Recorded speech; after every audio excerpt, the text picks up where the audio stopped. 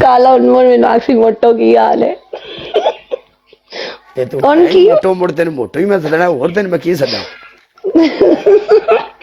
क्यों उनमें जो तो पतली हो जैसे फिर तो मैंने पतली सदी ठीक है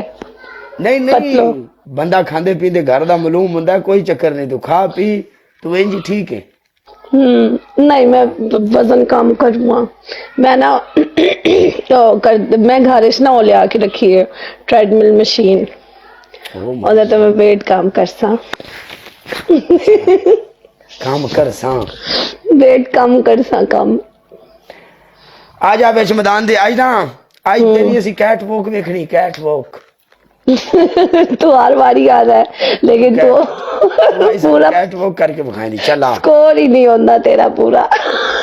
होगा नो प्रॉब्लम कितने दे गाइस कैट वॉक डबल करे ये 10 कितना स्कोर चाहिए 5000 ते मैच विन कर सा ओके ठीक है guys double tap 5000 like punishment 5000 ते गाइस सारे मिलके वालेकुम अच्छी गल है ना मेरा नसीब इन्ना तो चंगा मैं पनिशमेंट तो बात जानी है लेकिन मैं कल बहुत जलील हुई कल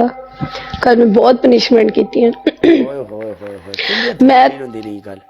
कल ना मैं शकील ना खेड़ती पी और कम अज कम मैं पूरी 20 पनिशमेंट की और मेरी हालत वेखण वाली सिर ते अंडा टूथपेस्ट कैचअप फेस ते tube ketchup face black powder बहुत पनिशमेंट की बहुत ज्यादा मैनू प्ले ही नहीं किसी की तो किसी को तरस ही नहीं आया मेरे से चल कोई नहीं हुंदा है बाहर वाली गल है तू YouTube पल्ले चंगी भली YouTube पल्ले से ते YouTube पल्ले तू देख YouTube अपनी ते टाइम दे तू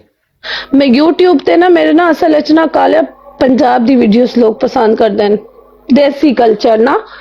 ते जा हां पंजाब विच तेरा कराची की काम है कराची दा मर जावे ते इनियां गलियां निकियां ने बंदा उथे जनाजा नहीं कढ सकदा तू किते टुर गया तो तू आप एडी मोटी तू मर गई अल्लाह ना करे इतने सुकून है काला बस मैं ना पंजाब जाऊँ वीडियोस बनावन वास्ते मैं अपने चैनल वास्ते ना वीडियोस बना के ना ले आई कर सा क्योंकि मेरा चैनल माशाल्लाह 60,000 सब्सक्राइबर हैं लेकिन उधर तो मैं डेली वीडियो नहीं ला पाती अगर मैं डेली होंदे तो 10 मिनट की वीडियो भी लावा छा ना तो अच्छी खासी व्यू आ जाते होंदे ते मैं ज्यादातर उत्थे दा कल्चर वेखना पसंद करदे मैं जानती पई हां 15-16 तारीख नूं एक हफ्ते डेढ़ वास्ते वीडियोस बनावन वास्ते जा टुर जा नाले पंजाब में जाके ब्याह भी कर जा ब्याह क्यों करा काले मैं ब्याह कर लवा आपदे बीमार मां प्यो नु छड़ देवा मेरा भरा छोटा है मैं ही घर च कमावन वाली इस वजह तो मैं हले नहीं कर सकती हो गया ते तू अपना ब्याह करवा के ते की गल है कि बंदा अपना मां प्यो छड़ देंदा नहीं ब्याह हो जावे ना काले तो फिर जिम्मेदारी सौरियां दी सिर ते आ जांदी फिर अपना मां प्यो नु बंदा ध्यान नहीं दे पांदा ना उन्हां नु कमा के दे पांदा